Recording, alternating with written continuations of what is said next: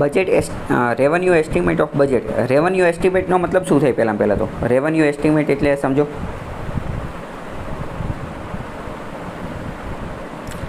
Revenue એટલે કે મહેસૂલી અને એસ્ટિમેટ એટલે કે અંદાજ. એટલે એક રીતે આવકના અંદાજ જે છે એ બજેટમાં કોના દ્વારા તૈયાર કરવામાં આવે? એસ્ટિમેટ એટલે અંદાજ. ગઈકાલે એક કીવર્ડ મેં વાપરેલો હતો કે બજેટમાં જે છે એ અંદાજ આપવામાં આવેલો હોય કે અંદાજે કેટલો ખર્ચ થશે અને કેટલો આવક આવશે. તો શું આવશે જવાબ? બરાબર, આપણે ઓલરેડી ડિસ્કસ કરી ચૂક્યા છીએ કે મિનિસ્ટ્રી ઓફ ફાઇનાન્સ, નાણાં મંત્રાલય જે છે આ બધું કામ કરે છે. નાણાં મંત્રાલયમાં કેટલા ડિપાર્ટમેન્ટ છે એ બધું પણ આપણે જોઈ લીધું છે. આપણે વાત કરીએ કે નાણાં મંત્રાલય જે છે, નાણાં મંત્રાલય એનું એક ડિપાર્ટમેન્ટ છે ડિપાર્ટમેન્ટ ઓફ રેવન્યુ. આ જે ડિપાર્ટમેન્ટ ઓફ રેવન્યુ જે છે ને, ડિપાર્ટમેન્ટ ઓફ રેવન્યુ એ શું કામ કરે છે? તો એ જે છે ને એ ટેક્સ સંબંધિત કામ કરે છે. રેવન્યુ મેટર સંબંધિત. રેવન્યુ મેટર જે હોય ને, એક મિનિટ, રેવન્યુ મેટર ટેક્સ સંબંધિત કામ કરે છે. જેમ કે એની એક સંસ્થા છે CBDT, central board of direct taxes. Central board of direct taxes. Direct tax એટલે કે તો કે ઇન્કમ ટેક્સને, કોર્પોરેટ ટેક્સને એ બધા. પછી છે central board of excise and custom. Central board of excise and custom આ પણ ડિપાર્ટમેન્ટ ઓફ રેવન્યુ અંતર્ગત કામ કરે છે. તો એ એક્સાઇઝ અને કસ્ટમને એ બધું ઉઘરાવવાનું ને એ બધું કામ કરે છે. તો નાણાં મંત્રાલયનું ડિપાર્ટમેન્ટ છે department of revenue. Department of revenue જે છે એ CBDT અને CBIC એ બંનેની સાથે ભેગા મળી અને એ બંનેની સાથે વાટાઘાટો કરી અને રેવન્યુ એસ્ટિમેટ્સ, રેવન્યુ એટલે કે આવક અથવા તો કરના અંદાજ જે છે એ તૈયાર કરે છે. ખ્યાલ આવ્યો કે નહીં? રેવન્યુ એસ્ટિમેટ RE એનો મતલબ શું? રેવન્યુ એસ્ટિમેટનો મતલબ કે આવકના અંદાજો. તો આવકનો અંદાજ તૈયાર કરવા માટે રેવન્યુ એટલે કે મહેસૂલ એટલે કે કર. તો કરના અંદાજ તૈયાર કરવા માટે કર જ્યાંથી ઉઘરાવવામાં આવે છે પહેલાં એને કન્સલ્ટ કરવું પડશે કે નહીં? બરાબર. તો નાણાં મંત્રાલય મુખ્યત્વે CBDT અને CBEC કે જે બંને એની અંતર્ગત જ ડિપાર્ટમેન્ટ ઓફ રેવન્યુ અંતર્ગત જ કામ કરે છે, એને કન્સલ્ટ કરે છે. બરાબર.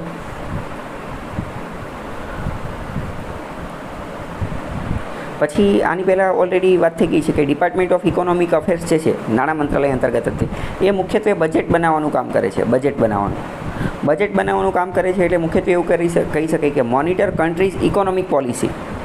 આર્થિક પ્રવૃત્તિઓ જે છે એને મોનિટર કરે છે. કોણ? તો કે ડિપાર્ટમેન્ટ ઓફ ઇકોનોમિક અફેર્સ. એટલે કે અને આ ઇકોનોમિક પોલિસી, તો બજેટ એક રીતે ઇકોનોમિક પોલિસી જ તો છે ને. બજેટ જે છે એક રીતની ઇકોનોમિક પોલિસી જ છે. બરાબર, ખ્યાલ આવ્યો કે નહીં? ચલો આગળનો 36મા નંબરનો ક્વેશ્ચન જુઓ.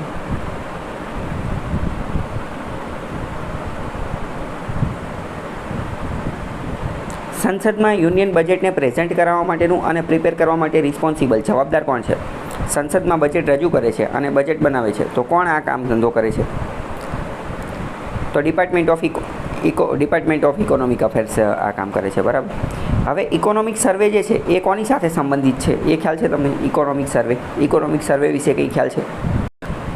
ઓકે. તો ઇકોનોમિક સર્વે જે છે, ઇકોનોમિક સર્વે જે દિવસે બજેટ રજૂ કરવાનું હોય, બજેટ એના એક દિવસ પહેલાં ઇકોનોમિક સર્વે જે છે એ રજૂ કરવાનું હોય. ઇકોનોમિક સર્વેની અંદર શું હોય? પહેલાં શું એ સમજીએ કે બજેટમાં શું હોય? તો કે બજેટમાં આવનારા વર્ષની અંદર, ભવિષ્યના વર્ષની અંદર કેટલી આવક થશે અને કેટલી ખર્ચ થશે એનો એસ્ટિમેટ, એનો અંદાજ લગાવવામાં આવે.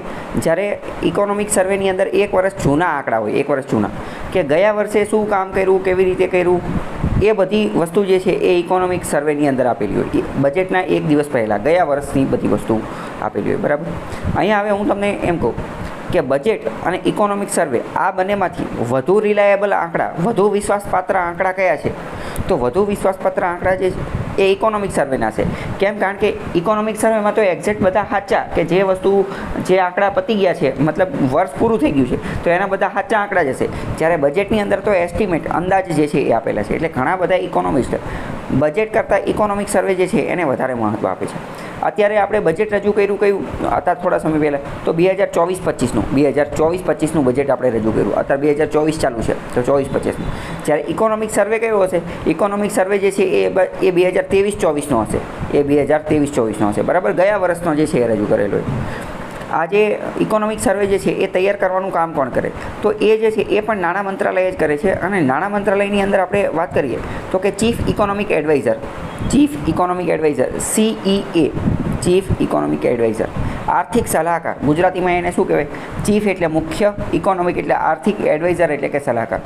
મુખ્ય આર્થિક સલાહકાર જે છે ને એ આ તૈયાર કરે. ઇકોનોમિક સર્વે તૈયાર કરવાનું કામ જે છે એ ચીફ ઇકોનોમિક એડવાઇઝર કરે. આ પ્રશ્ન જીપીએસસીમાં વારંવાર પૂછાઈ ગયો છે. ચીફ ઇકોનોમિક ઓફિસર જે છે, ચીફ ઇકોનોમિક, એ એક રીતે આઈએએસ ઓફિસર હોય અથવા રેવન્યુ ઓફિસર હોય, આઈએએસ ઓફિસર અથવા રેવન્યુ ઓફિસર હોય. ઇન શોર્ટ, એ એડમિનિસ્ટ્રેશન એટલે કે વહીવટી ખાતાના હોય, વહીવટી ખાતામાંથી આ તૈયાર કરતા હોય. જ્યારે નાણામંત્રી જે છે એ શું છે? તો કે નાણામંત્રી જે છે એ તો એક રીતે પોલિટિકલ પોસ્ટ છે ને, એ તો મંત્રી છે. કેવી છે? પોલિટિકલ પોસ્ટ છે. અહીંયા બીજી વાત પણ હું તમને કહ્યું, ભારતની અંદર સિસ્ટમ કેવી છે? તો કે ડ્યુઅલ ટાઈપની સિસ્ટમ છે. દરેક જગ્યાએ તમે જોશો ને તો બે વસ્તુ હોય. બે વસ્તુ મતલબ કે એક પોલિટિકલ હેડ હોય અને એની બાજુમાં એક એડમિનિસ્ટ્રેટિવ હેડ પણ જોવા મળે. એક પોલિટિકલ હેડ અને એક એડમિનિસ્ટ્રેટિવ. આપણે સૌથી પહેલાં નાની જગ્યાએથી જોઈએ, બરાબર? તો ગ્રામ્ય લેવલે શું હોય? ગામડાના લેવલે તો કે પંચાયત હોય. તો પંચાયતમાં એડમિનિસ્ટ્રેટિવ હેડ કોણ હોય? તો કે તલાટી. જ્યારે એની સામે પોલિટિકલ હેડ કોણ હોય? તો કે સરપંચ, બરાબર? ગામડાથી ઉપર તાલુકામાં જઈએ તો તાલુકા પંચાયતની અંદર જોઈએ તો તાલુકા પંચાયતમાં શું હોય? તો કે તાલુકા પંચાયતના પ્રમુખ હોય. એ એક રીતે પોલિટિકલ હેડ કહેવાય. અને એડમિનિસ્ટ્રેટિવ હેડ કોણ હોય? તો કે ટીડીઓ. તો એવી જ રીતે આપણે અહીંયા નાણામંત્રી અંતર્ગત જોઈએ તો ઇકોનોમિક સર્વે કોણ બનાવે છે? તો કે ઇકોનોમિક સર્વે બનાવે છે ચીફ ઇકોનોમિક એડવાઇઝર. આ ચીફ ઇકોનોમિક એડવાઇઝર એ એડમિનિસ્ટ્રેટિવ હેડ છે એડમિનિસ્ટ્રેશનની અંદર. જ્યારે એની સામે કોણ છે? તો કે નાણામંત્રી, બરાબર, જે પોલિટિકલ હેડ છે. આવું એક કમ્પેરિઝન તમારે યાદ રાખવાનું. આગળ વાત કરીએ, આગળ પણ એ જ પ્રશ્ન પૂછેલો છે કે એન્યુઅલ ઇકોનોમિક સર્વે કોણ બનાવે છે? તો કે મિનિસ્ટ્રી ઓફ ફાઇનાન્સ બનાવે છે, બરાબર. ઇકોનોમિક સર્વે જે છે એ દર વર્ષે રજૂ કરવામાં આવે છે. તો એ ministry of finance, government of India અને ચીફ ઇકોનોમિક એડવાઇઝર, આટલી વસ્તુ જે છે એ તમારે યાદ રાખવાની છે. એમાં અમુક લિસ્ટ આપેલા છે, એમાંથી કયું સાચું છે ને કયું ખોટું છે એ કહેવાનું છે. હું તમને ડાયરેક્ટ સાચો જવાબ કહી દઉં, બરાબર? નીચે આવી જાઓ એટલે ખ્યાલ આવી જશે. Ministry of commerce industry, MCI, ministry of commerce and industry. તો ministry of commerce and industry એના દ્વારા શું રજૂ કરવામાં આવે છે? તો કે wholesale price index, WPI, wholesale price index. પછી CSO, સેન્ટ્રલ સ્ટેટિસ્ટિકલ ઓફિસ, એનું નામ બદલી અને હવે NSO, નેશનલ સ્ટેટિસ્ટિકલ ઓફિસ બનાવી દીધેલી છે. તો એ નેશનલ એકાઉન્ટ સ્ટેટિસ્ટિક્સ રજૂ કરે છે. નેશનલ એકાઉન્ટ સ્ટેટિસ્ટિક્સ યાદ કઈ રીતે રખાય? તો બંનેમાં નેશનલ છે. RBI, reserve bank of India, એ શું રજૂ કરે છે? તો કે report on currency and finance. બજારની અંદર તરલતા કેટલી છે, લિક્વિડિટી કેટલી છે, કરન્સી નોટ કેટલી છે, તો એ બધાનું મોનિટરિંગ, એ બધાનો રિપોર્ટ RBI તૈયાર કરે છે. અને ઇકોનોમિક સર્વે આપણે ઓલરેડી ચર્ચા થઈ ગઈ કે ministry of finance, chief economic adviser દ્વારા રજૂ કરવામાં આવે છે, બરાબર? ખ્યાલ આવ્યો કે નહીં? Budget is an instrument of, budget જે છે એ કઈ પ્રકારનું ઇન્સ્ટ્રુમેન્ટ, કયા પ્રકારનું સાધન છે? સરકારની મોનેટરી પોલિસી છે, સરકારની કોમર્શિયલ પોલિસી છે, સરકારની ફિસ્કલ પોલિસી છે કે સરકારની મની સેવિંગ પોલિસી છે? શું જવાબ આવશે? યસ, સરકારની શું છે? Fiscal policy. આપણે ઓલરેડી વાત થઈ ગઈ છે કે સરકારની આ ફિસ્કલ પોલિસી છે. આ બધા કીવર્ડ એટલે જ મેં તમને યાદ રાખવાના કીધા હતા. હવે વાત કરીએ થોડી બંધારણની. બંધારણમાં બજેટ શબ્દ ક્યાંય લખેલો નથી, પરંતુ બંધારણના આર્ટિકલ 112 અનુચ્છેદ 112ની અંદર જે છે એ AFS, એન્યુઅલ ફાઇનાન્શિયલ સ્ટેટમેન્ટ લખેલું છે. શું? Annual financial statement. બજેટની બદલે શબ્દ વાપરેલો છે એન્યુઅલ ફાઇનાન્શિયલ સ્ટેટમેન્ટ, એટલે કે વાર્ષિક નાણાકીય પત્રક જે રજૂ કરવું જે છે એ કેવું છે? ફરજિયાત છે. કે જેની અંદર estimate receipts and expenditure of government, સરકારના આવક અને ખર્ચના અંદાજો અનુચ્છેદ 112ની અંદર જે છે એ આપેલા છે, બરાબર. એક કોન્સેપ્ટ આવે છે zero based budgeting. Zero based બજેટિંગનો કોન્સેપ્ટ જે છે એ અમેરિકા દ્વારા આપેલો છે. ઝીરો બેઝડ બજેટિંગની અંદર શું હોય કે બધું ઝીરોથી સ્ટાર્ટ કરવાનું. એટલે કે આગળ પાછળનું કંઈ ધ્યાને નહીં લેવાનું. આપણે નાના હોય ને ત્યારે નવી ઘડીનો નવો દા, એ આ તો એવી રીતે બધું નવેસરથી ધ્યાને લેવાનું. એને કહેવાય ઝીરો બેઝડ બજેટિંગ. આગળનો ક્વેશ્ચન જો થોડો આઈડિયા આવશે કે ઝીરો બેઝ બજેટ જે છે એ ભારતની અંદર ઇન્ટ્રોડ્યુસ કરવામાં આવેલું હતું. અને ઝીરો બેઝ બજેટ ટેકનિક જે છે એની અંદર critical review of every scheme before a budgetary provision is made. એટલે કે કોઈ પણ સ્કીમ જે છે એ શરૂ કરવામાં આવે તો એની પહેલાં એનું ક્રિટિકલ એનાલિસિસ અને રિવ્યૂને એ બધું કરવામાં આવે. હકીકતમાં બે જે છે એ સાચા છે. ઝીરો બેઝ બજેટિંગ ભારતની અંદર જે છે એ રજૂ કરવામાં આવેલું હતું. મુખ્યત્વે ડિપાર્ટમેન્ટ ઓફ સાયન્સની અંદર એને રજૂ કરવામાં આવેલું હતું 1983ની અંદર. અને આની અંદર એક મુખ્યત્વે બીજી એક બાબત શું હોય, તો બીજી એક બાબત એ ધ્યાને લેવામાં આવે કે કોઈ પણ સ્કીમ કે ટેકનિક કે એ રજૂ કરવાની હોય, એ ઇમ્પ્લિમેન્ટ કરવાની હોય, અમલીકરણ કરવાની હોય, તો એ અમલીકરણ કર્યા પહેલાં તેનું ક્રિટિકલ રિવ્યૂ જે છે એ લઈ લેવામાં આવતું હોય છે. ખ્યાલ આવ્યો? અમુક વાર પ્રશ્ન પૂછતા હોય છે કે બજેટમાં કયા મંત્રાલયને કેટલું એલોકેશન મળેલું છે, કયા મંત્રાલયને સૌથી વધુ શેર મળેલો છે, સૌથી ઓછો શેર મળેલો છે. આવા પ્રશ્ન પૂછાતા હોય છે. બહુ ઓછી શક્યતા છે પૂછાય, પણ આપણને એક અંદાજ હોવો જોઈએ કે સૌથી વધુ કોને મળે છે, સૌથી ઓછો કોને મળે છે. તો આ વખતનું બજેટ જે છે એમાં સૌથી વધુ શેર જે છે મિનિસ્ટ્રી ઓફ ડિફેન્સ, સંરક્ષણ મંત્રાલયનો છે, અંદાજે 6 લાખ કરોડની આજુબાજુ, 6 લાખ કરોડની આજુબાજુ. બીજા નંબર છે ministry off road transport and highway, કે જેને અંદાજે 3 લાખ કરોડની આજુબાજુ મળેલો છે. અમુક વાર ડેડિકેટેડ ક્વેશ્ચન પૂછાયેલો હોય છે કે આને કેટલું મળેલું, ઓલાને કેટલું મળેલું. બરાબર, આપણે જે મેઇન જે છે એને યાદ રાખવાના. કમ્યુનિકેશનને 1.23 લાખ કરોડની આજુબાજુ મળેલું છે. સૌથી વધુ મિનિસ્ટ્રી ઓફ ડિફેન્સ 6 લાખ કરોડની આજુબાજુ મળેલું છે. ખ્યાલ આવ્યો કે નહીં? પબ્લિક રેવન્યુ એટલે કે જાહેર આવક અથવા જાહેર મહેસૂલ માટેનો એક સોર્સ નથી, નોટ. નીચેનામાંથી કયું જે છે એ આવકનો એક સ્ત્રોત નથી. Income tax, public borrowing, value added tax કે સબસિડી? શું જવાબ આવશે? સરસ, વેરી ગુડ. સબસિડી એ રેવન્યુ એટલે કે આવકનો સ્ત્રોત નથી. સબસિડીમાં તો હમૂટના પૈસા આપવાના હોય, એ તો સરકારનો શું છે, એક્સપેન્ડિચર, ખર્ચ છે. એ રેવન્યુ નથી, એ ખર્ચ છે. સબસિડી જવાબ આવશે. વેટ એટલે વેલ્યુ એડેડ ટેક્સ. બરાબર, આગળ જાઓ. સરકારનું જે કરંટ એકાઉન્ટ એમાં ઇન્કમનો સોર્સ કયો છે? સેન્ટ્રલ ગવર્મેન્ટ, એનું કરંટ એકાઉન્ટ, એમાં ઇન્કમનો સોર્સ કયો છે? ઇન્કમ ક્યાંથી આવે? Corporation tax, profit from. પહેલાં સમજીએ કે કરંટ એકાઉન્ટ એટલે તો ખ્યાલ છે કે નહીં? હા, યસ. કરંટ એકાઉન્ટ એટલે ચાલુ ખાતું, અને કરંટ એકાઉન્ટ એ તે રેવન્યુ રિસીટ અથવા રેવન્યુ એકાઉન્ટનું જ બીજું નામ કરંટ એકાઉન્ટ છે. કારણ કે રેવન્યુનો મતલબ પણ મેં તમને જે ઓલો વિડીયો કીધો હતો, બરાબર, એમાં રેવન્યુ માટે મેં એક કીવર્ડ વાપરેલો હતો, રોજબરોજની વસ્તુ. અને કરંટ એકાઉન્ટનું ગુજરાતી શું થાય? ચાલુ ખાતું. તો ચાલુ ખાતામાં બધી રોજબરોજની વસ્તુ જ આવે. બરાબર. તો એમાં corporation tax, profit from public enterprises, જે સરકારી કંપની હોય એનો પ્રોફિટ, નેશનલ સેવિંગ સર્ટિફિકેટ વેચી અને જે વસ્તુ આવે એને સેલ કરી અને એનું વેચાણ કરી અને જે બધી વસ્તુ આવે, વર્લ્ડ બેંક તરફથી જે લોન મળે એ, અને એક્સાઇઝ ડ્યુટી. કઈ વસ્તુ આવશે અને કઈ નહીં આવે, વિચારીને કહી શકશો?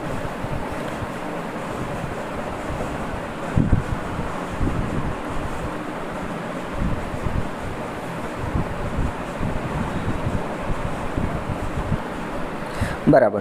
જો કોર્પોરેશન ટેક્સ તો એ તો આવી જશે, ટેક્સ રેવન્યુની અંદર આવી જશે. Tax revenue, profit from public enterprise, સરકારી કંપનીનો પ્રોફિટ, તો એ પણ આવી જશે. બરાબર, એ પણ જે છે એ આવી જશે. ત્રીજું, cell of national saving certificate. પ્રાથમિક નજરે એવું લાગે કે નેશનલ સેવિંગ સર્ટિફિકેટ વેચવાથી સરકારને કંઈક પૈસા મળતા હશે. બરાબર, સાચી વાત છે. પણ એ પૈસા આ રેવન્યુ એકાઉન્ટની અંદર નહીં આવે. આ પૈસા જે છે એ પબ્લિક ફંડની અંદર આવતા હોય છે. આપણે બંધારણની અંદર વાત કરેલી છે કે સંચિત નિધિ, આકસ્મિક નિધિ અને એવી જ રીતે એક છે પબ્લિક ફંડ. તો આ નેશનલ સેવિંગ સર્ટિફિકેટના પૈસા એની અંદર જતા હોય છે, તો આ આવશે નહીં. બીજું, લોન, વર્લ્ડ બેંકની લોન, આ પણ આવશે નહીં. કારણ કે આ તો લોનવાળી દરેક વસ્તુ કોની અંદર આવશે? રેવન્યુમાં, કેપિટલમાં. શેની અંદર આવશે? તો કે લોનવાળી દરેક વસ્તુ કેપિટલમાં આવી જશે. બરાબર. અને એક્સાઇઝ ડ્યુટી જે છે એ પણ આવશે આની અંદર. ખ્યાલ આવ્યો કે નહીં? ભારત સરકારનું જે યુનિયન બજેટ, કેન્દ્રીય બજેટ જે છે, એમાં રેવન્યુ એકાઉન્ટની અંદર કોનો સમાવેશ નથી થતો? ઇન્ટરેસ્ટ રિસીપ્ટ, વ્યાજની આવક, ટેક્સ રિસીટ એટલે કે કરની આવક, પ્રોફિટ, ડિવિડન્ડ, ગવર્મેન્ટ ડિપાર્ટમેન્ટ, સરકારના અલગ વિભાગો અને પબ્લિક અંડરટેકિંગ, સરકારી કંપની એનો પ્રોફિટ અને ડિવિડન્ડ, અને સ્મોલ સેવિંગ. આમાંથી કઈ વસ્તુ જે છે એનો સમાવેશ રેવન્યુ એકાઉન્ટમાં થતો નથી? ડી એટલે સ્મોલ સેવિંગ. તમે તમારી આજુબાજુ જોયેલું હશે કે નાની બચત માટેની યોજનાઓ, અમુક વાર આવી નાની બચત જે છે એ થતી હોય, નાની બચત. આની માટે સરકાર જે છે એ સ્મોલ સેવિંગ સર્ટિફિકેટ ઇસ્યુ કરે. સ્મોલ સેવિંગ સર્ટિફિકેટ જે છે એ ઇસ્યુ કરવામાં આવતો હોય છે. અને લોકો જે છે એ આ સ્મોલ સેવિંગ સર્ટિફિકેટ ઇસ્યુ કરી અને ખરીદી અને સરકાર દ્વારા સ્મોલ સેવિંગ સર્ટિફિકેટ ઇસ્યુ કરવામાં આવતો હોય. કોઈ પણ સામાન્ય લોકો જે છે એ એને ખરીદી શકે છે. કોની માટે? તો કે રોકાણ માટે. અને સરકાર એની ઉપર એને વ્યાજ અથવા કમિશન કે એવું કંઈક આપતી હોય છે. એટલે નાનું રોકાણ થઈ શકે એની માટે લોકો આ કામ કરતા હોય છે. બરાબર. તો આમાં તે ડી જવાબ નહીં આવે, ડી નહીં આવે. કેમ? કારણ કે એ કેપિટલ એકાઉન્ટની અંદર આવશે ને. આ તો લોકો રોકાણ કરશે. બરાબર. તો એ કોની અંદર આવશે? Capital account. અને સ્મોલ સેવિંગ્સ સર્ટિફિકેટ આમાંથી આપણે આની પહેલાંનો ક્વેશ્ચન હતો એમાં સ્મોલ સેવિંગ સર્ટિફિકેટની વાત કરી. એમાં પણ ત્યારે મેં તમને સમજાવ્યું કે એ પબ્લિક ફંડની અંદર આવશે. બરાબર. જાહેર નીતિની અંદર. બરાબર. તો આ જવાબ આવશે નહીં. જ્યારે બીજું બધું જે છે, જો ઇન્ટરેસ્ટ રિસીટ જે છે, ઇન્ટરેસ્ટ રિસીટ તો એ શેની અંદર આવશે? એ નોન ટેક્સ રેવન્યુમાં આવશે. ટેક્સ રિસીટ એ તો ટેક્સ રેવન્યુમાં જ આવશે. અને સી જે છે એ પણ નોન ટેક્સ રેવન્યુની અંદર આવશે. રેવન્યુ જે છે એની નીચે બે વસ્તુ છે, બે ડિપાર્ટમેન્ટ પડે છે. એક તો ટેક્સ રિસીટ અને એક તો નોન ટેક્સ રિસીટ. બરાબર. ખ્યાલ આવ્યો? ચલો આગળ આવી જાઓ. કેપિટલ એકાઉન્ટનો પ્રશ્ન પૂછ્યો છે કે કેપિટલ બજેટમાં કોનો સમાવેશ થાય છે? કેપિટલ બજેટમાં કઈ વસ્તુનો સમાવેશ થાય છે? તો કે એક્સપેન્ડિચર, ખર્ચ જે કરવામાં આવે એસેટ બનાવવામાં, રોડ બનાવવામાં, બિલ્ડિંગ બનાવવામાં, મશીનરી બનાવવામાં જે ખર્ચ કરવામાં આવે એ. પછી ફોરેન ગવર્મેન્ટ, વિદેશી સરકાર જે છે એની તરફથી જે લોન મળવાપાત્ર હોય એ. અને સ્ટેટ અને યુનિયન ટેરિટરીને જે લોન અને એડવાન્સ ગ્રાન્ટ આપવામાં આવે એ. તો આમાંથી કેપિટલ એક્સપેન્ડિચર અથવા કેપિટલ બજેટમાં કોનો સમાવેશ થાય છે? વિચારીને કહી શકશો? બરાબર. તો બધાનો સમાવેશ થશે, બધાનો. આ બધી વસ્તુ કેપિટલ બજેટની અંદર આવી જશે. આવો જ પ્રશ્ન આપણે ઓલરેડી આગળ પણ ડિસ્કસ કરી ચૂક્યા છીએ. ચલો આગળનો પ્રશ્ન છે કે નોન પ્લાન એક્સપેન્ડિચર. અત્યારે નોન પ્લાન એક્સપેન્ડિચરનો ઉપયોગ થતો નથી. ક્યારે થતો? તો કે જ્યારે પ્લાનિંગ ઇરા, આયોજન પંચ હતું ને ત્યારે આયોજન કરી અને બધું પ્લાનિંગ કરી અને હાલતું હતું ત્યારે. અત્યારે થતો નથી. બરાબર. પણ તેમ છતાં પણ જે તે સમયે પ્રશ્ન પૂછાયેલા છે અને આ શું વસ્તુ હતી એ આપણે થોડુંક સમજી લઈએ. તમને એવું ન લાગવું જોઈએ કે આ શું આવી ગયું. બજેટ સરકાર બનાવે તો બજેટની અંદર બે પ્રકારના એક્સપેન્ડિચર આવતા હોય. એક તો પ્લાન્ડ એક્સપેન્ડિચર. પ્લાન્ડનો મતલબ શું? કે જે પ્લાન કરી અને બનાવેલા હોય, આયોજન કરી અને બનાવેલા હોય, એક તો પ્લાન્ડ. અને બીજા નંબરના કયા? તો કે નોન પ્લાન એક્સપેન્ડિચર. બરાબર. ખ્યાલ આવ્યો કે નહીં? ડાયરેક્ટ નીચે જવાબમાં આવી જાઓ. તો કે નોન પ્લાન એક્સપેન્ડિચરની અંદર શું આવે? તો કે નોન પ્લાન એક્સપેન્ડિચરની અંદર કે જેનો પ્લાન ન કરેલો હોય તો પહેલાં તો સરકારની જે સબસિડી હોય એ. બીજું સરકારનું ઇન્ટરેસ્ટ પેમેન્ટ, વ્યાજની જે ચૂકવણી કરવાની હોય એ, વ્યાજની ચૂકવણી. પછી ડિફેન્સ સર્વિસીસ એક્સપેન્ડિચર, સંરક્ષણની બાબતો ઉપર, સંરક્ષણની સેવાઓ માટે જે ખર્ચો કરવાનો હોય એ. પછી maintenance and expenditure for infrastructure created in the previous plan. જો નવું ઇન્ફ્રાસ્ટ્રક્ચર તમે ક્રિએટ કરવા માટે જે ખર્ચો કરો, તો એ તો કેપિટલ બજેટની અંદર આવી જશે. પણ તમે જૂના વર્ષોની અંદર જે રોડ બનાવેલો છે તો એની મરમ્મત માટે, એના મેન્ટેનન્સ માટે ખર્ચો કરવો પડશે. ગયા વર્ષોમાં ભૂતકાળમાં જે બનાવેલો છે તો જે ભૂતકાળમાં જે એસેટ્સ બનાવેલું હોય ઇન્ફ્રાસ્ટ્રક્ચર, એના મેન્ટેનન્સ માટેનો જે ખર્ચો હોય એ કોની અંદર આવશે? એ નોન પ્લાનની અંદર આવશે. સાથે સેલરીઝ એન્ડ પેન્શન પેમેન્ટ, સેલરી પગાર આપવાનો, પેન્શન આપવાનો એ પણ કોની અંદર આવશે? નોન પેમેન્ટની અંદર આવશે. આ ઉપરાંત આપણે વાત કરીએ સ્ટેચ્યુટરી ટ્રાન્સફર ટુ સ્ટેટ્સ. રાજ્યને અમુક કાયદાને અધીન રહી અને અમુક પૈસા ટ્રાન્સફર કરવામાં આવતા હોય, પૈસા જે છે એ આપવામાં આવતા હોય, તો આ વસ્તુ પણ એની અંદર આવશે. ખ્યાલ આવ્યો કે નહીં? ઇન શોર્ટ, જે તે સમયે આપણે વાત કરેલી હતી કે પંચવર્ષીય યોજના આપણે ચલાવતા હતા, 5 યર પ્લાન ચલાવતા હતા. તો 5 યર પ્લાનની અંદર જે વસ્તુની જોગવાઈ કરવામાં આવેલી હોય, 5 યર પ્લાનની અંદર જે ખર્ચની જોગવાઈ કરવામાં આવેલી હોય એને પ્લાન એક્સપેન્ડિચર કહેતા હતા. અને એની સિવાયનો જે ખર્ચો જે છે એને નોન પ્લાન એક્સપેન્ડિચર કહેતા હતા. બરાબર. પણ 2017-18નું જે બજેટ હતું, 2017-18નું બજેટ, એમાં આપણે 3 મેજર રિફોર્મ, 3 મોટા સુધારા કરી નાખ્યા. 2017-18ના બજેટની અંદર 3 મોટા સુધારા કર્યા. કયા? પહેલા નંબરનું તો એ કર્યું કે હવે બજેટ જે છે એ આપણે 1 ફેબ્રુઆરીએ રજૂ કરશું. પહેલાં ક્યારે કરતા હતા? તો કે પહેલાં 28મી ફેબ્રુઆરીએ રજૂ કરતા હતા. તો 2017-18માં નક્કી કર્યું કે હવે 1 ફેબ્રુઆરીએ રજૂ કરશું. બીજા નંબરનું કે merger of railway budget with general budget. પહેલાં રેલવે બજેટ અને જનરલ બજેટ એ બંનેને અલગ અલગ રજૂ કરતા હતા, તો એને પણ ભેગું કરી નાખ્યું, મર્જ કરી નાખ્યું. આ રેલવે બજેટને અલગ શા માટે કરતા હતા? તો કે અંગ્રેજોના સમયથી જે છે એ રેલવેની સ્થાપના થઈ હતી. તો એ સમયે એવું થતું હતું કે રેલવે એક એવી વસ્તુ છે કે જેમાં જે એક રીતે કેપિટલ ઇન્વેસ્ટમેન્ટ કહી શકાય કે જેમાં ખર્ચો બહુ વધુ થતો હોય, એમાં કેપિટલ ઇન્વેસ્ટમેન્ટ બહુ વધુ કરવું પડે. તો અમુક વાર એવું થઈ જતું હતું, અમુક વાર નહીં પરંતુ મોટે ભાગે અંગ્રેજોના સમયમાં એવું થઈ જતું હતું કે જનરલ બજેટ નાનું હોય અને એની કરતાં રેલવે બજેટ જે છે એ મોટું થઈ જતું હતું. કેમ? કારણ કે રેલવે પાછળ ખર્ચો વધુ થાય એટલે બંનેને અલગ અલગ રજૂ કરતા હતા. પણ હવે તો જે છે એ બે જે છે એ ભેગું કરી નાખ્યું. અને ત્રીજા નંબરની વસ્તુ શું કરી તો કે પ્લાન એક્સપેન્ડિચર અને નોન પ્લાન એક્સપેન્ડિચરનું જે ક્લાસિફિકેશન વર્ગીકરણ હતું એ કાઢી નાખ્યું. બરાબર, 2017-18ની અંદર આ 3 ઘટના બનેલી હતી. તો 2017ની 3 ઘટના પણ તમને યાદ હોવી જોઈએ. ખ્યાલ આવ્યો?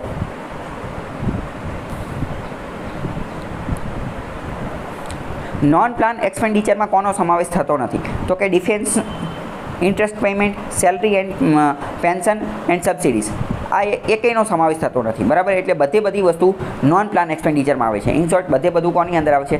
Non plan. નોન પ્લાન એક્સપેન્ડિચરમાં શું આવે છે ઓલરેડી મેં તમને સમજાવી દીધું. તો આ બધી વસ્તુ એની અંદર આવે છે. ખ્યાલ આવ્યો કે નહીં? 57 રેલવે બજેટ અને યુનિયન બજેટ આ બંનેને મર્જ ક્યારે કરી દેવામાં આવ્યું? બરાબર, અત્યારે ડિસ્કસ કર્યું 17-18ની અંદર. 17-18ની અંદર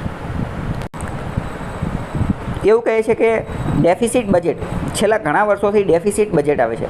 ડેફિસિટ બજેટ એટલે શું? ડેફિસિટ બજેટ એટલે ખાધવાળું બજેટ. મતલબ કે જેટલો ખર્ચ છે એટલી આવક છે નહીં, જેટલો ખર્ચ છે એટલી આવક છે નહીં. મતલબ કે પૈસા શું કરવા પડશે? ઉધાર લેવા પડશે. એક રીતે ડેફિસિટ બજેટ. ડેફિસિટ શબ્દનો જ ડેફિસિટ માટે જ બીજો શબ્દ શું વાપરી શકાય? બોરોઈંગ. કેમ? કારણ કે જેટલી ખોટ હશે, જેટલી ડેફિસિટ હશે એટલી જ તો બોરોઈંગ કરવામાં આવશે ને. બંને કેવી હશે? બંને ઇક્વલ જ હશે, બંને એક સમાન હશે. તો ડેફિસિટ બજેટ ચાલી રહ્યું છે. તો સરકારનું ડેફિસિટ રિડ્યુસ કરવા માટે, ઘટાડવા માટે, સરકારની ખાધને ઘટાડવા માટે કયા પગલાં લેવા જોઈએ? પહેલાં રેવન્યુ એક્સપેન્ડિચર ઘટાડવો જોઈએ. પહેલું એવું કહે છે રેવન્યુ ખર્ચ ઘટાડવો જોઈએ. બીજું એવું કહે છે કે નવી વેલફેર સ્કીમ, નવી કલ્યાણકારી યોજના જે છે એ દાખલ કરવી જોઈએ. ત્રીજું એવું કહે છે કે રેશનલાઇઝ સબસિડી જે છે એનો રેશનલાઇઝ મગજથી ઉપયોગ કરવો જોઈએ. એને સુયોગ્ય રીતે, એને મતલબ કે રેશનલ બનાવવી જોઈએ. આડેધડ ન કરવી જોઈએ, પરંતુ એનો યોગ્ય રીતે ઉપયોગ કરવો જોઈએ. ઇમ્પોર્ટ ડ્યુટી જે છે એને રિડ્યુસ, એને ઘટાડવી જોઈએ. હવે તમારે વિચારીને કહેવાનું છે શું જવાબ આવશે. સરકારનું જે રેવન્યુ ડેફિસિટ જે છે સરકારનું ડેફિસિટ બજેટ, ડેફિસિટને ઘટાડવા માટે, સરકારની ખાધને ઘટાડવા માટે શું કરવું જોઈએ? 1 by 1 આપણે જોઈએ. રેવન્યુ એક્સપેન્ડિચર જે છે એને રિડ્યુસ કરવો જોઈએ. પહેલી વસ્તુ સાચું પડશે, ખોટું પડશે? રિડ્યુસિંગ રેવન્યુ એક્સપેન્ડિચર જે છે એને ઘટાડવો જોઈએ. સાચું પડશે, ખોટું પડશે? તો પહેલું સાચું પડશે. બરાબર, કે રેવન્યુ એક્સપેન્ડિચર, રેવન્યુ ઉપર જે ખર્ચો થાય છે એ બધો ઘટાડવો પડશે. રેવન્યુ એક્સપેન્ડિચરમાં કયો ખર્ચો આવે? તો મુખ્યત્વે રોજબરોજનો ખર્ચો આવે. એમાં મુખ્યત્વે સેલરી ને પેન્શન ને આ બધી વસ્તુ આવે. ટૂંકમાં ઇન શોર્ટ ગમે ત્યારે એટલી વસ્તુ યાદ રાખવાની કે ડેફિસિટ, ખાધવાળું બજેટ જે છે, ખાધવાળું બજેટ, તો જેટલો પણ ખર્ચો હોય એ બધો રદ કરી નાખો તો પણ ખાધવાળા બજેટને જે છે એ ડામી શકે. અહીંયા જો કેપિટલ એક્સપેન્ડિચર, આ રિડ્યુસિંગ કેપિટલ એક્સપેન્ડિચર આપેલું હોત, બરાબર, તો એ પણ જવાબ સાચો જ પડે. કોઈ પણ ખર્ચો તમે ઓછો કરો તો ખાધવાળું બજેટ જે છે એની પૂરાંત કરી શકાય. બીજું જો નવી કલ્યાણકારી યોજના શરૂ કરવી જોઈએ.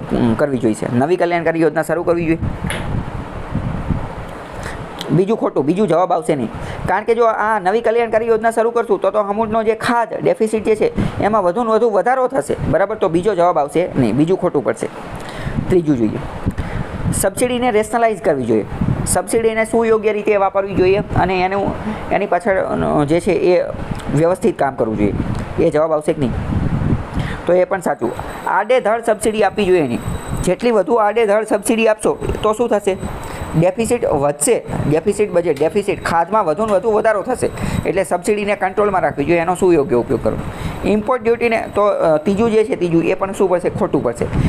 ઇમ્પોર્ટ ડ્યુટીને ઘટાડવી જોઈએ. સાચું ખોટું?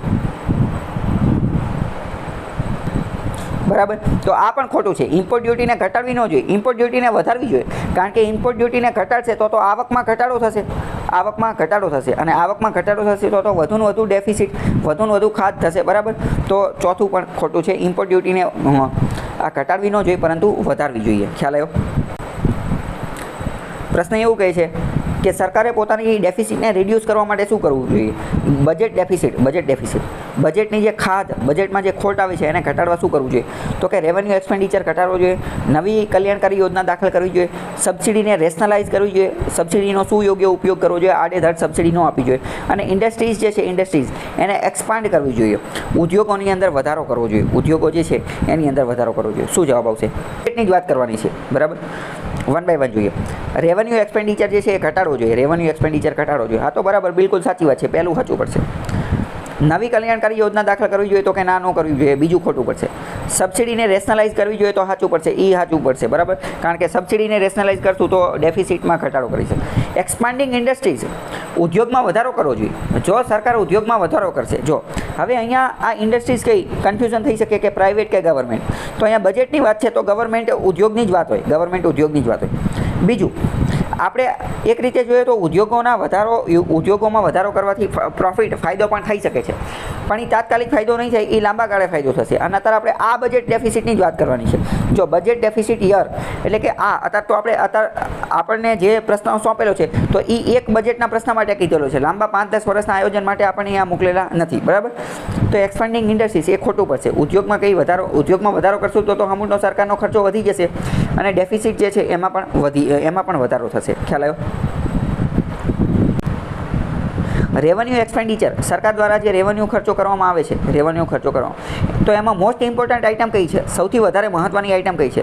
ઇન શોર્ટ, સૌથી વધુ ખર્ચો કોનો હોય છે? સૌથી વધુ ખર્ચો જે છે એ શેનો હોય છે? રેવન્યુ એક્સપેન્ડિચરની અંદર સૌથી વધુ ખર્ચો કોનો હોય છે? વિચારી અને કહી શકશો? સરસ. ઇન્ટરેસ્ટ પેમેન્ટ, બરાબર. ઓલા વિડીયોની અંદર ઓલરેડી મેં કીધેલું છે કે આવક જે છે, આવક સૌથી વધુ આવક ક્યાંથી થાય છે? તો કે સૌથી વધુ આવક લોનમાંથી થાય છે. આપણી પાસે એટલા પૈસા જ નથી, બરાબર.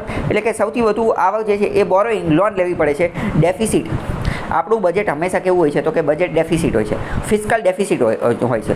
તો આ ડેફિસિટને ડામવા માટે, ડેફિસિટનો સામનો કરવા માટે આપણે બોરોઈંગ, લોન લેવી પડે છે, ઉધાર લેવું પડશે.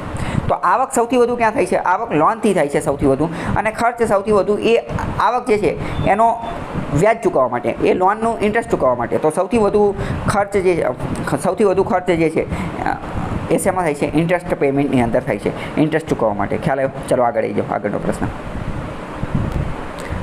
આગળ એવો જ પ્રશ્ન છે કે આ જે ઇન્ટરેસ્ટ પેમેન્ટ જે છે, ઇન્ટરેસ્ટ પેમેન્ટ એ આ ઇન્ટરેસ્ટ પેમેન્ટ જે છે એ કોનો ભાગ છે? રેવન્યુ એક્સપેન્ડિચરનો, કેપિટલ એક્સપેન્ડિચર, પ્લાન એક્સપેન્ડિચર, શેમાં આવશે?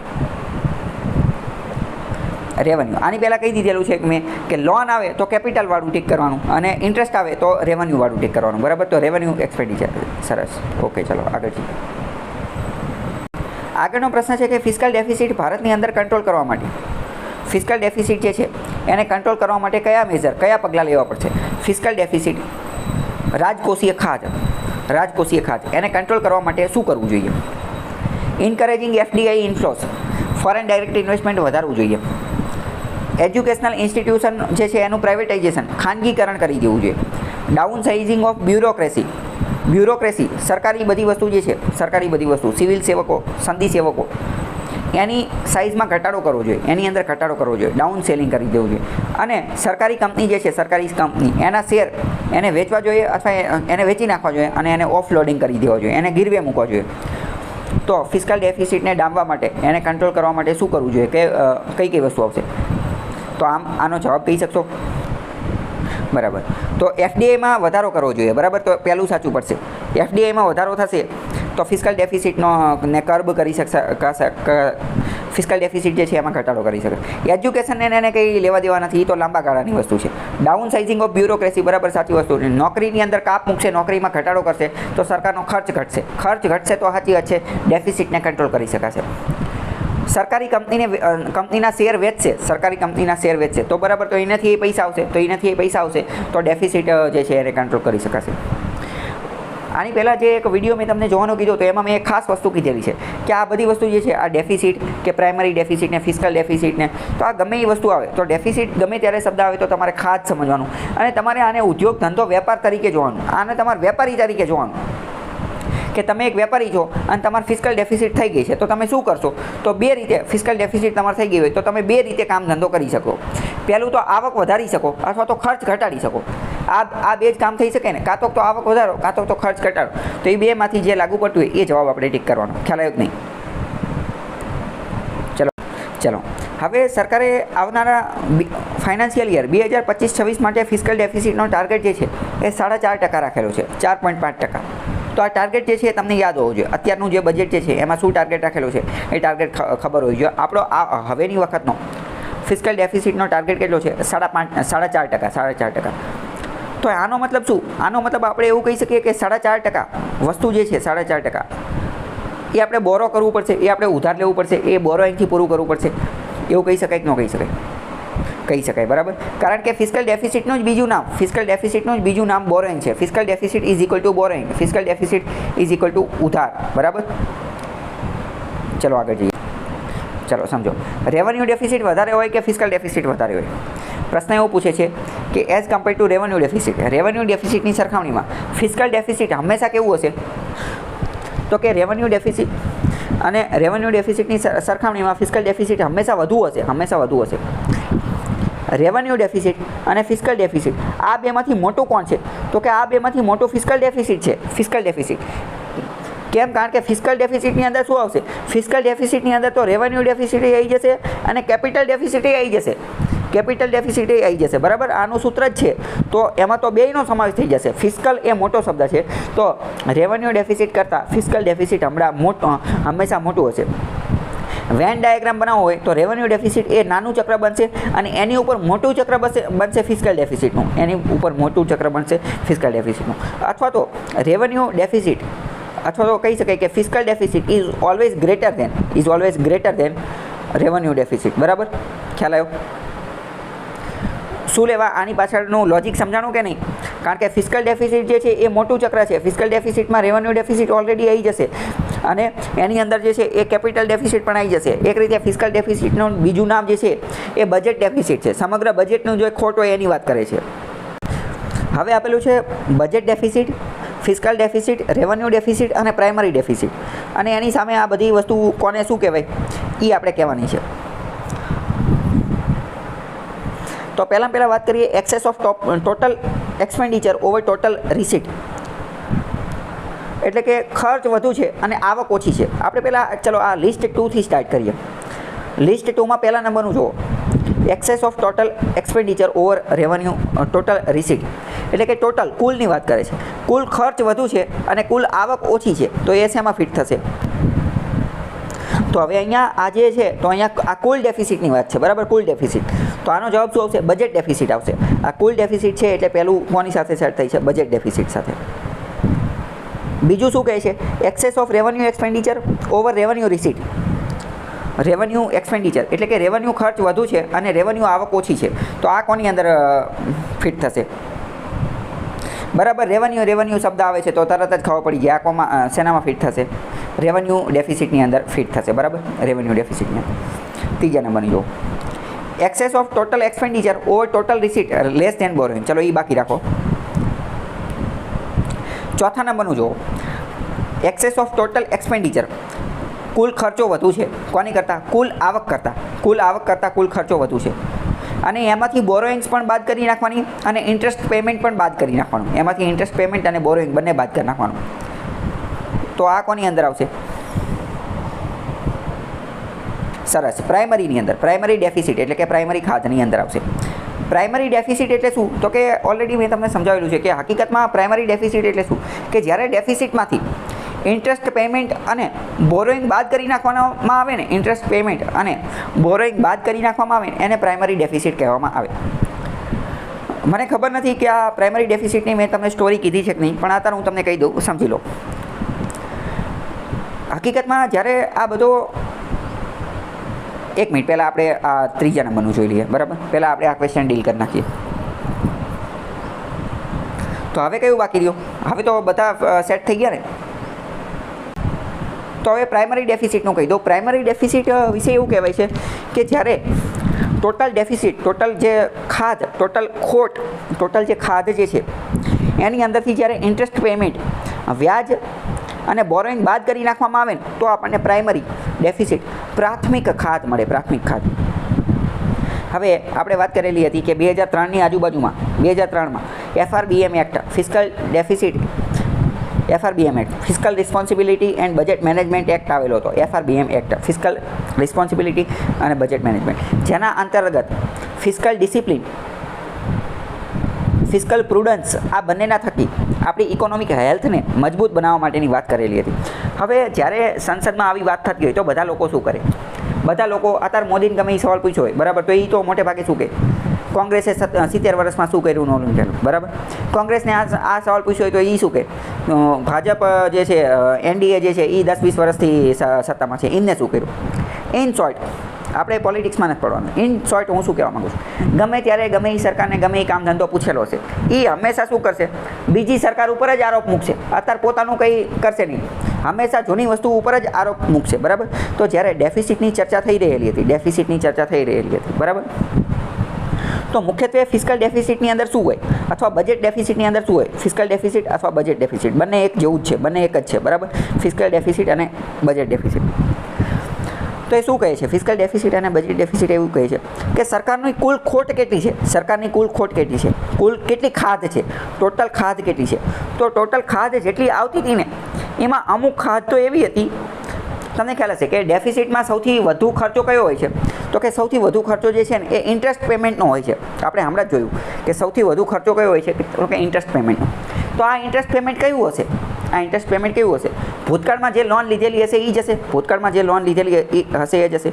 તો જ્યારે જે તે સમયે ગમે ત્યારે સરકારને પૂછો કે ભાઈ આટલું ફિસ્કલ ડેફિસિટ શા માટે છે, તો એ જવાબ આપશે કે ફિસ્કલ ડેફિસિટ આટલું બધું એટલા માટે છે કારણ કે ઇન્ટરેસ્ટ પેમેન્ટ વધુ ચૂકવવા પડે છે. તો કે ઇન્ટરેસ્ટ પેમેન્ટ શા માટે કરવા મળે છે? તો એમ કહેશે કે જૂની સરકારોએ લોન લઈને મૂકી દીધેલી છે ને, એના કારણે, અમારા કારણે નહીં, જે જૂની સરકારોએ જે લોન લઈને મૂકી દીધેલી છે એના કારણે. તો આના કારણે હકીકતમાં એક્ઝેક્ટ ડેફિસિટ તો ખબર પડતી જ નથી. એટલે એક નવો કોન્સેપ્ટ આવ્યો પ્રાઇમરી ડેફિસિટનો, કે પ્રાથમિક દ્રષ્ટિએ તમારી ખોટ કેટલી છે, પ્રાથમિક દ્રષ્ટિએ તમે કેટલા ખાધમાં હાલો છો, હાલો એ બધું જવા દો, ઇન્ટરેસ્ટ જવા દો. તમે તો જૂની સરકાર ઉપર આરોપ મૂકો છો, કોલું પેલું બરાબર, જૂની લોન લઈ લીધી, એ બધું જવા દો. અમને ખાલી પ્રાઇમરી ડેફિસિટ કહી દો, પ્રાથમિક ધોરણે ખાધ કેટલી છે. અને પ્રાથમિક ધોરણે ખાધનું ગોતવા માટેનો રસ્તો શું છે? તો કે જે ટોટલ ડેફિસિટ જે છે અથવા ટોટલ આવક અને ખર્ચનું ને એ બધાની જે બાદબાકી જે છે એમાંથી ઇન્ટરેસ્ટ પેમેન્ટ એ બાદ કરી નાખો અને બોરોઈંગ એ બાદ કરી નાખો. એ બધુંને બાદ કરતાં પ્રાથમિક દ્રષ્ટિએ પ્રાઇમરી લેવલે કેટલી ડેફિસિટ જોવા મળે છે. ખ્યાલ આવ્યો? તો હવે પ્રાઇમરી ડેફિસિટ ભૂલાશે કે નહીં ભૂલાય એની સાથેનો આ કોન્સેપ્ટ તમે યાદ રાખી લેજો કે જ્યારે એક્સપેન્ડિચર અને રિસીટ એ બંનેની બાદબાકી હોય તો એ બંનેમાંથી બોરોઈંગ્સ અને ઇન્ટરેસ્ટ વ્યાજદરો જે છે એ બાદ કરી નાખવાના. શું લેવા? કારણ કે એક્ઝેક્ટ આપણને ખ્યાલ મળે એટલે, આ વર્ષનો ચોક્કસ ખ્યાલ મળે એટલે બરાબર. જ્યારે ફિસ્કલ ડેફિસિટને ધ્યાને લઈશું અથવા બજેટ ડેફિસિટને ધ્યાને લઈશું તો એ હંમેશા મોટી હશે. એ કેવી હશે? બહુ મોટી હશે, કારણ કે એમાં જૂની જે લોન લીધેલી હશે અને જૂનો જે ખર્ચો હશે એ બધાનું પણ ફંડિંગ આમાંથી કરવાનું હશે. એટલે બજેટ ડેફિસિટ આપણે ઓલરેડી ડિસ્કસ કરી ચૂક્યા છીએ, total expenditure minus total receipt, કુલ ખર્ચ માઇનસ કુલ આવક બરાબર. રેવન્યુ ડેફિસિટ તો એકદમ સહેલું છે, revenue expenditure minus revenue receipt, revenue ખર્ચ માઇનસ રેવન્યુ આવક બરાબર. નીચે ડાયરેક્ટ પ્રાઇમરી ડેફિસિટમાં આવી જાઓ.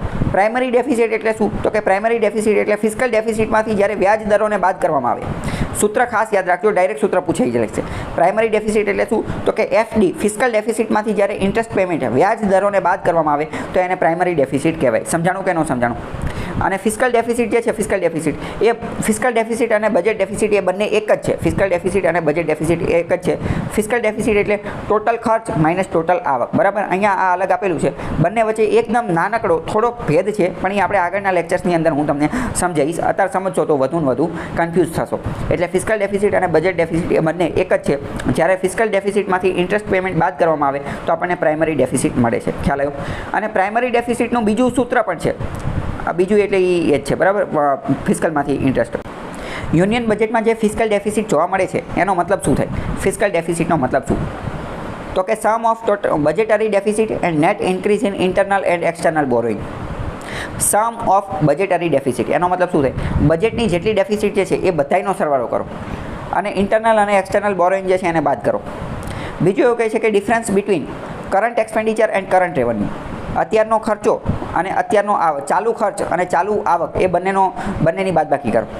Difference between current expenditure end current revenue. ચલો અહીંયા હવે હું તમને બીજો પ્રશ્ન પૂછું. અહીંયા જે આપેલું છે કરંટ એક્સપેન્ડિચર અને કરંટ રેવન્યુ, આ બંનેનો જે ડિફરન્સ છે આને શું કહેવામાં આવે?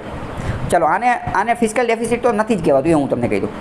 પણ current expenditure minus current revenue આને શું કહી શકાય? Difference between current expenditure end current revenue, આનો શું કહેવાય? Yes right. આને શું કહેવાય? આને રેવન્યુ ડેફિસિટ કહેવાશે. કેમ? કારણ કે રેવન્યુનું જ બીજું નામ કરંટ છે. રેવન્યુ માટે શબ્દ વાપર્યો તો રોજબરોજ, કરંટ માટે શબ્દ છે ચાલુ, બરાબર? તો રેવન્યુનો જ બીજો શબ્દ છે કરંટ. તો current expenditure minus current revenue is equal two revenue deficit. તો બીજું જે છે એ તો રેવન્યુ ડેફિસિટની વાત કરે છે. ત્રીજું વાત કરીએ, sum of monetised deficit and budgetary deficit. Monetised deficit અને બજેટરી ડેફિસિટનો સરવાળો કરીએ તો એ જવાબ છે નહીં, બરાબર? છેલ્લું જોઈએ, net increase in union governments borrowing from reserve bank. સરકાર આરબીઆઈ પાસેથી જે પૈસા ઉધાર લે છે એની અંદર જે વધારો થાય છે એને ફિસ્કલ ડેફિસિટ કહેવાય છે. તો એને તો અહીંયા કંઈ લેવા દેવા જ છે નહીં. તો બધા ઉપરથી જવાબ કહી શકશો શું આવશે? જો બી અને ડી તો આવશે જ નહીં. હવે એ અને સી બચ્યું છે, એ અને સી બચ્યું છે, બરાબર? તો આની અંદર સી પણ જવાબ આવશે નહીં, કારણ કે આ તો ડેફિસિટને મોનેટાઇઝ કરવાની વાત કરે છે, તો એ પણ જવાબ નહીં આવે. જવાબ આવશે એ. સમ ઓફ બજેટરી ડેફિસિટ, બજેટની જે કુલ ડેફિસિટ જે છે, કુલ ડેફિસિટ એને જ ફિસ્કલ ડેફિસિટ કહેવાય. અને net increase in internal and external borrowing, અને જે બોરોઈંગમાં જે વધારો થાય છે એને તો આપણે ફિસ્કલ ડેફિસિટ કહીએ ને, કારણ કે ફિસ્કલ ડેફિસિટનું બીજું નામ જ તો બોરોઈંગ છે. ખ્યાલ આવ્યો કે નહીં? પહેલું સમજાણું એ જવાબ આવશે. હવે સૌથી પહેલાં આપણે તફાવત હું તમને અત્યારે જ સમજાવી દઉં કે બજેટ ડેફિસિટ અને ફિસ્કલ ડેફિસિટ, બીડી અને એફડી, આ બંનેની વચ્ચે શું તફાવત છે? બજેટ ડેફિસિટ એટલે શું થાય? તો કે બજેટ ડેફિસિટ એટલે કે બજેટ જે બનાવવામાં આવેલું છે, એક વર્ષ માટેનું બજેટ જે બનાવેલું છે એનો ટોટલ એક્સપેન્ડિચર, ટોટલ ખર્ચ માઇનસ ટોટલ રિસીટ, ટોટલ આવક, કુલ ખર્ચ માઇનસ કુલ આવક, કુલ ખર્ચ માઇનસ કુલ આવક, જે જવાબ આવે એને આપણે બજેટ ડેફિસિટ કહીશું. ખ્યાલ આવ્યો? સમજાણું કે ન સમજાણું? બજેટ ડેફિસિટ એટલે શું? તો કે બજેટનો કુલ ખર્ચ માઇનસ કુલ આવક, અને જે જવાબ આવે એને આપણે બજેટ ડેફિસિટ કહીશું. હવે ફિસ્કલ ડેફિસિટ એટલે શું એ સમજીએ. તો હવે આ બજેટની અંદર કુલ ખર્ચ માઇનસ કુલ આવક કર્યું અને કંઈક જવાબ આવ્યો. સમજો કે આપણો કુલ ખર્ચ 150 રૂપિયા છે, બરાબર? 150 રૂપિયા છે અને આવક જે છે, આવક એ 100 રૂપિયા છે, આવક 100 રૂપિયા છે. તો બજેટની અંદર આપણે એવું દર્શાવ્યું કે બજેટ દ્વારા બજેટરી એક્સપેન્ડિચર, ખર્ચ થવાની શક્યતા છે 150 અને બજેટરી રિસીટ, આવક થવાની શક્યતા છે 100 રૂપિયા. તો બજેટ ડેફિસિટ કેટલું મળશે આપણને? તો બજેટ ડેફિસિટ આપણને 50 રૂપિયા મળશે. તો આ 50 રૂપિયાને આપણે શું કહીશું? બજેટ ડેફિસિટ, બરાબર? Budget deficit. તો બજેટ ડેફિસિટ જે છે ને, બજેટ ડેફિસિટ એની અંદર તો ખાલી કેટલી ખાધ હશે એ જ જોવા મળશે. જ્યારે ફિસ્કલ ડેફિસિટની અંદર શું મળશે કે ફિસ્કલ ડેફિસિટ અંતર્ગત જેટલી ખાધ છે, બરાબર, જેટલી ખોટ છે, તો આ ખોટને પૂરી કરવા માટે કેટલા પૈસા બોરો કરવા પડશે, કેટલા પૈસા ઉધાર લેવા પડશે, એ ઉધારીના પૈસા જે છે ને, ઉધારીના પૈસા એને પણ જોડી દેવાના. એક રીતે આપણે એવું કહી શકીએ કે ફિસ્કલ ડેફિસિટ શું છે? તો ફિસ્કલ ડેફિસિટ બરાબર બજેટરી ડેફિસિટ જે છે ને, budgetary deficit plus borrowing plus ઉધાર. ફિસ્કલ ડેફિસિટ બરાબર એવું સૂત્ર લખવું હોય તો લખી નાખો. ફિસ્કલ ડેફિસિટ બરાબર budgetary deficit plus borrowing, budgetary deficit plus borrowing, budgetary deficit અને બોરોઈંગ બંનેનો સમાવેશ થશે.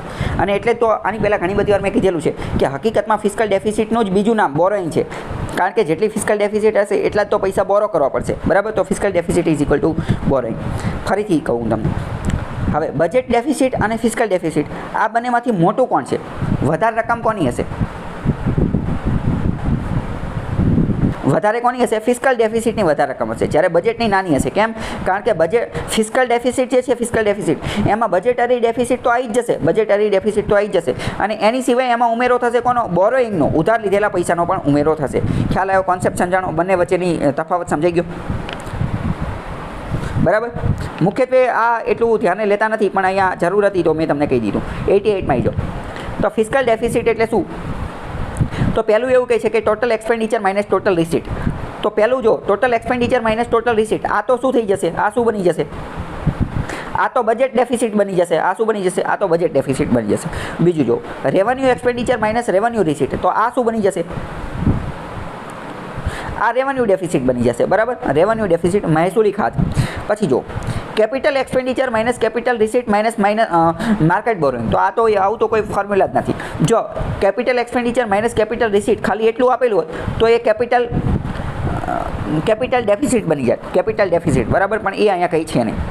અને છેલ્લું જો સમ ઓફ બજેટ ડેફિસિટ, એટલે કે બજેટ ડેફિસિટ જે છે, બજેટ ડેફિસિટ અને ગવર્મેન્ટ્સ માર્કેટ બોરોઇંગ એન્ડ લાયબિલિટી, જેટલી પણ બજેટ ડેફિસિટ છે એ, સરકારે બજારમાંથી જેટલા પૈસા ઉધાર લીધેલા છે, બોરો કરેલા છે એ, અને સરકારની જેટલી લાયબિલિટી છે, આ બધાનો સરવાળો કરો, ત્યારે ફિસ્કલ ડેફિસિટ જોવા મળે, બરાબર. બધી વસ્તુને જ્યારે એડ કરો ત્યારે ફિસ્કલ ડેફિસિટ જોવા મળે. એક રીતે એવું કહી શકાય કે ફિસ્કલ ડેફિસિટ એક રીતે હોલિસ્ટિક ખ્યાલ છે, વિશાળ ખ્યાલ છે, સર્વાંગી, ઇન્ટિગ્રેટેડ, 360 ડિગ્રી, તમામ વસ્તુઓને આવરી લઈ અને બધી જ વસ્તુને ધ્યાને લઈ અને બધી જ વસ્તુનો સરવાળો કરી અને જે બનાવેલું હોય એને ફિસ્કલ ડેફિસિટ કહેવાય. એક રીતે ફિસ્કલ ડેફિસિટ એ જ આપણી કુલ ખાત છે. એટલા પૈસા જો આપણી પાસે આવી જાય ને એટલા પૈસા આપણે ચૂકતે કરી દઈએ તો આપણું દેણું ઝીરો થઈ જાય. આપણું એટલે કે ભારત દેશનું. ખ્યાલ આવ્યો? ફિસ્કલ ડેફિસિટ એક વિશાળ ખ્યાલ છે, વિશાળ ખ્યાલ. અને એટલે જ તમે ન્યૂઝપેપરમાં વારંવાર નાણામંત્રીના એ બધા અંતર્ગત તમે જ્યારે જોતા હશો ઇકોનોમિક્સ, તો એ વારંવાર શબ્દ વાપરશે ફિસ્કલ ડેફિસિટ, શબ્દ ફિસ્કલ ડેફિસિટ જ વાપરશે, ક્યારેય બજેટ ડેફિસિટ કે એવું વાપરશે નહીં. બરાબર, ખ્યાલ આવ્યો કે નહીં? કે ફિસ્કલ ડેફિસિટનો મતલબ શું થાય? ફિસ્કલ ડેફિસિટનો મતલબ શું થાય? તો કે net increase in governments borrowing from reserve bank. સરકાર આરબીઆઈ પાસેથી પૈસા ઉધાર લેવાનું વધારે કરે તો એ તો જવાબ આવશે નહીં, બરાબર. Difference between current expenditure end current revenue. Current expenditure અને કરંટ રેવન્યુ એના ડિફરન્સ, એને તો શું કહેવાય? એને તો રેવન્યુ ડેફિસિટ કહેવાય, બરાબર. એને રેવન્યુ ડેફિસિટ કહેવાય, બી આવશે.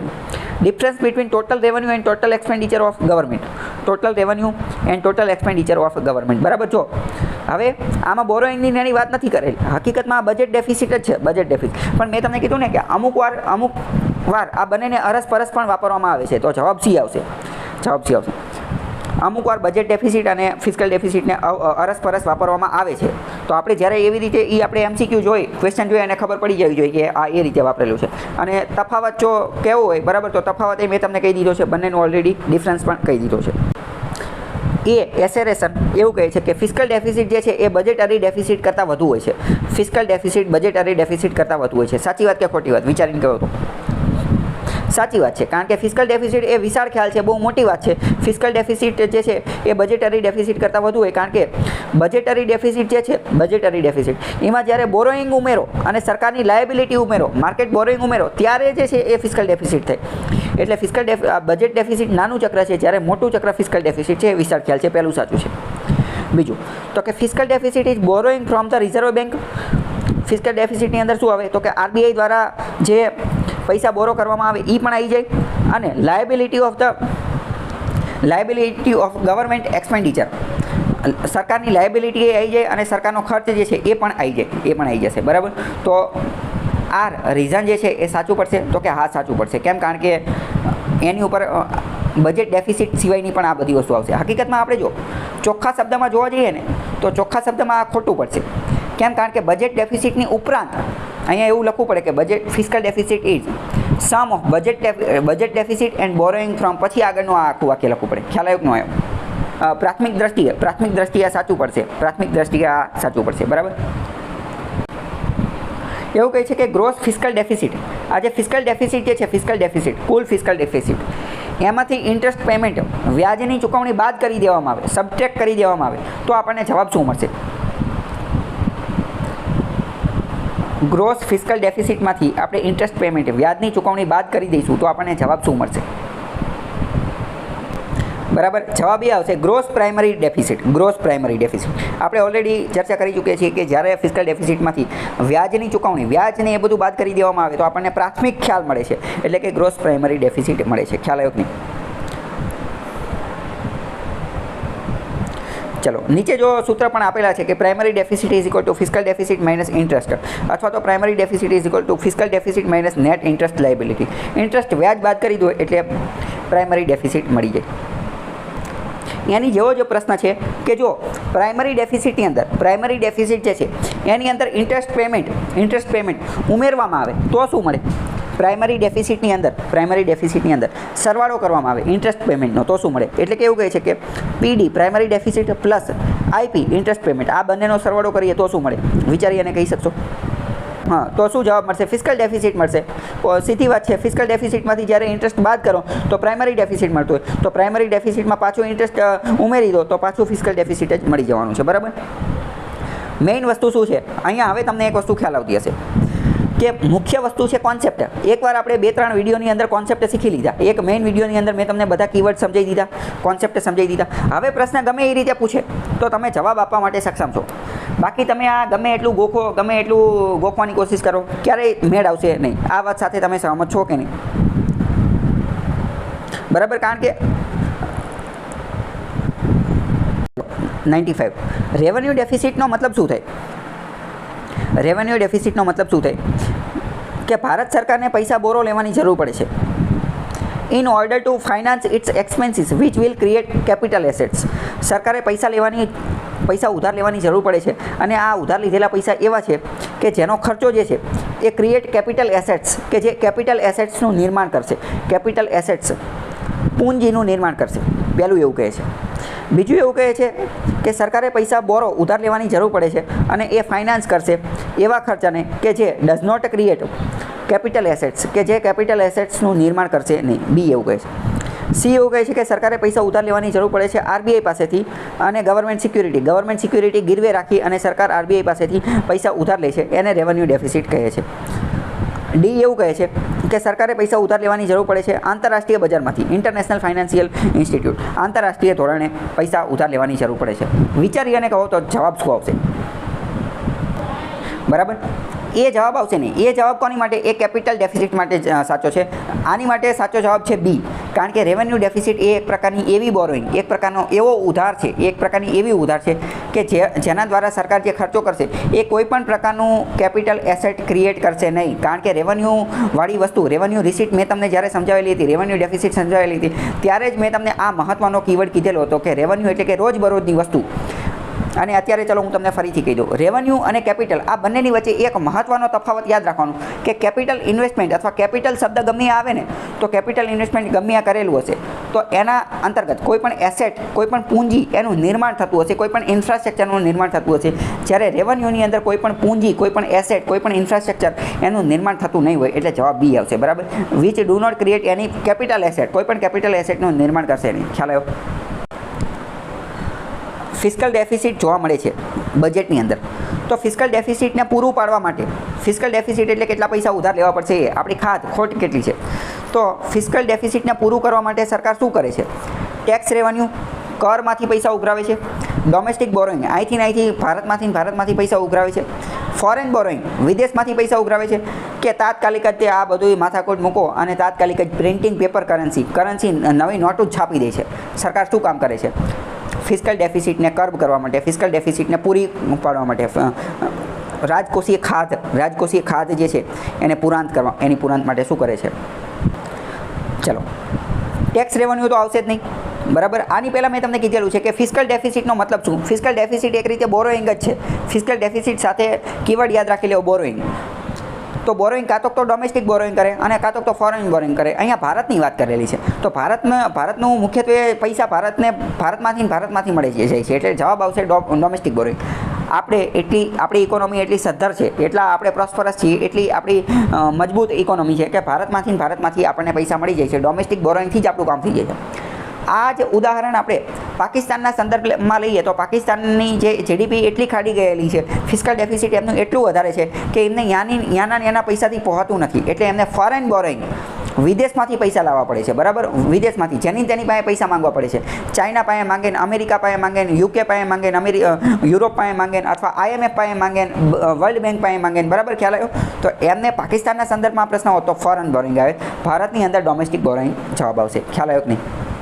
તો CSRનો ટોપિક આપણે ઓલરેડી ડિસ્કસ કરી ચૂક્યા છીએ. બરાબર. પણ અત્યારે આ થોડું કરંટમાં ચર્ચામાં હતું તો આપણે એ ટોપિક હું તમને થોડો સમજાવી દઉં. CSR એટલે કે કોર્પોરેટ સોશિયલ રિસ્પોન્સિબિલિટી. અત્યારે એ મુદ્દો પણ ચર્ચામાં છે કે ભારત આ વખતે અમુક મેડલ લાવેલું છે, થોડા ઘણા. એટલે કે ગયા વર્ષોની સરખામણીમાં આપણું પ્રદર્શન સારું હતું. જોકે આપણે ગોલ્ડ એકેય લાવેલા નથી. ઘણા લોકો એવું પણ કહે છે કે 150 કરોડની વસ્તી છે તેમ છતાં પણ એકેય ગોલ્ડ ન લે. દુઃખની વાત કહેવાય. એ જે કોઈ પણ હોય, આપણે એની ચર્ચા નથી કરતા. પણ ઇન શોર્ટ શું કહે છે કે આ જે CSR જે છે ને, CSR એણે ઓલિમ્પિક મેડલ લાવવામાં પણ મદદ કરેલી છે. CSR એટલે શું? તો કે કોર્પોરેટ સોશિયલ રિસ્પોન્સિબિલિટી. જે મોટી કંપની હોય એ સમાજના કલ્યાણ માટે અમુક પ્રકારનો ખર્ચો કરે. પહેલાં તો CSR કોને લાગુ પડે? તો CSR મોટી કંપનીને લાગુ પડે. તો મોટી કંપની એટલે કઈ મોટી કંપની? તો કે એવી મોટી કંપની કે જેનું ટર્નઓવર 1000 કરોડ કરતાં વધુ છે. જેનું ટર્નઓવર 1000 કરોડ કરતાં વધુ છે. જેની નેટ વર્થ 500 કરોડ કરતાં વધુ છે, 500 કરોડ કરતાં વધુ છે, અને જેનો પ્રોફિટ 5 કરોડ કરતાં વધુ છે. જે જગ્યાએ આ 3 પરિસ્થિતિનું લાગુ પડતું હોય એ કંપનીએ પોતાનો જે પ્રોફિટ જે છે એના 2% CSR તરીકે જે છે એ વાપરવાના, એના 2% CSR તરીકે જે છે એ વાપરવાના. બરાબર.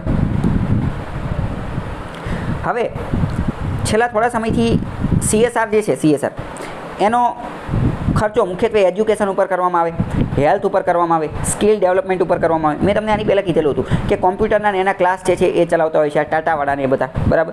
અથવા તો અમુક વાર બ્લડ ડોનેશન કેમ્પને એવું બધું ચલાવતા હોય છે. તો આ બધું CSR અંતર્ગત કરવામાં આવતું હોય. પણ મુખ્ય બાબત એ છે કે CSRનો ખર્ચો જે છે એ રમતગમતની પ્રવૃત્તિઓના પ્રોત્સાહન માટે પણ કરી શકાય છે. આ જ વિધાન બેઠે બેઠું મૂકી દેશે અને આપણને કન્ફ્યુઝન થશે કે આ જવાબ આવશે કે નહીં આવે. તો હવે તમને ખબર પડી ગઈ કે CSR જે છે એનો ઉપયોગ રમતગમતની પ્રવૃત્તિઓના પ્રોત્સાહન માટે પણ કરી શકાય. મહારાષ્ટ્રની અંદર આવી ઘણી બધી પ્રવૃત્તિઓ ચાલે છે અને તમને ખ્યાલ હશે એટલે તો મહારાષ્ટ્ર સ્પોર્ટ એક્ટિવિટીની અંદર આગળ છે. છેલ્લા થોડા સમયથી ભારતની અંદર પણ સ્પોર્ટ એક્ટિવિટીને વેગ મળી રહ્યો છે. બરાબર. એની માટે સ્પોર્ટ કોમ્પ્લેક્સ, સ્પોર્ટ પોલિસીસ આ બધી વસ્તુ શરૂ કરવામાં આવી રહી છે. આપણે અમિત શાહે તો એવું કીધું છે કે ગુજરાતના દરેક જિલ્લાની અંદર એક સ્પોર્ટ કોમ્પ્લેક્સ અથવા એક સ્પોર્ટનું મેદાન, સારી વસ્તુ જે છે કોમ્પ્લેક્સ એવું બનાવવા માટેનો ટાર્ગેટ જે છે એ રાખેલો છે. દરેક જિલ્લામાં કે એક હોવું જોઈએ, એક આપણે બનાવશું. ક્યારે બને એ નક્કી નહીં, પણ એવો ટાર્ગેટ રાખેલો છે. ઇન શોર્ટ મતલબ ગુજરાત જે છે એ સ્પોર્ટ એક્ટિવિટીની અંદર સારું કામ કરી રહ્યું છે. એવી પણ વાત થઈ રહી છે કે 2036માં આપણે ઓલિમ્પિક જે છે એ ગુજરાતની અંદર અમદાવાદની અંદર યોજશું. તો સ્પોર્ટ એક્ટિવિટીમાં આપણે આગળ આવી રહ્યા છીએ. ઇન શોર્ટ તમને ખ્યાલ આવ્યો કે ઓલિમ્પિકના પ્રશ્ન પૂછી છે કે ભારતની અંદર આ વખતે આ ઓલિમ્પિકના મેડલ લાવવામાં CSRનો થોડો ઘણો હાથ હતો, થોડો ઘણો એનું કોન્ટ્રીબ્યુશન, યોગદાન હતું. તો એ વિધાન જે છે એ સાચું પડશે. ખ્યાલ આવ્યો કે નહીં? આ વખતે 2024ની અંદર CSR બાબતે પ્રશ્ન પૂછેલો હતો કે CSR રૂલ્સ બાબતે 2 વિધાન આપેલા છે. તો પહેલું એવું કહે છે કે CSR રૂલ્સ એવું કહે છે કે કંપની એવો કોઈ પણ ખર્ચો કરશે કે જેના કારણે ડાયરેક્ટલી એના એમ્પ્લોઈઝ, એના કર્મચારીઓને ફાયદો થાય છે તો એ CSR એક્ટિવિટી ગણવામાં આવશે નહીં. શું કહે છે? CSR રૂલ્સ એવું કહે છે કે કોઈ પણ કંપની એવો ખર્ચો કરે કે જેના કારણે ડાયરેક્ટલી એના એમ્પ્લોઈઝ, એના કર્મચારીઓને ફાયદો થાય છે તો એને CSR એક્ટિવિટી ગણવામાં આવશે નહીં. આ વિધાન સાચું હશે ખોટું હશે? વિચારીને કહો તો. બિલકુલ કોમન સેન્સની વાત છે. બરાબર. સાચું જ હશે ને? બરાબર. કોઈ એવું ગાંડું થયેલું થઈ ગયું છે કે રૂલ્સ એવો બનાવી નાખે કે તમારા કર્મચારીઓને જે બેનિફિટ થાય, ડાયરેક્ટલી તમારા કર્મચારીઓને જે બેનિફિટ થાય એને પણ CSR એક્ટિવિટી ગણવામાં આવશે? એવું તો ન જોઈએ ને. ડાયરેક્ટલી એના કર્મચારીઓને જે બેનિફિટ થાય એને CSR ગણવામાં આવે નહીં. કારણ કે નહીંતર એને ગણવામાં આવતું હોય તો બધા કંપનીવાળા એ જ કરે ને. સમાજ ઉપર શું લેવા ખર્ચો કરે? તો પહેલું સાચું છે. બીજું, CSR rules do not specify minimum rights or virtual item spending on CSR activity. તો બીજું વિધાન ખોટું છે. કારણ કે પહેલાં તો CSR એક્ટિવિટીની જે સ્પેન્ડિંગ જે છે એ નક્કી કરેલી છે. 2% જેટલો ખર્ચો કરવાનો છે. 2% જેટલો ખર્ચો કરવાનો છે. બરાબર. એટલે કે આ સ્પેન્ડિંગ માટેની લિમિટ આપી દીધેલી છે. બીજું ખોટું છે. અને બીજું, રાઇટ્સ ઓવર વર્ચ્યુઅલ આઇટમ જે છે, રાઇટ્સ ઓવર વર્ચ્યુઅલ આઇટમ એને આમાં ધ્યાને લેવામાં આવતી નથી. રાઇટ્સ ઓવર વર્ચ્યુઅલ આઇટમ જે છે એને અને CSR રૂલ્સને કંઈ લેવા દેવા છે નહીં. તો આ પ્રકારના પ્રશ્ન જે છે એ પૂછાઈ શકે છે.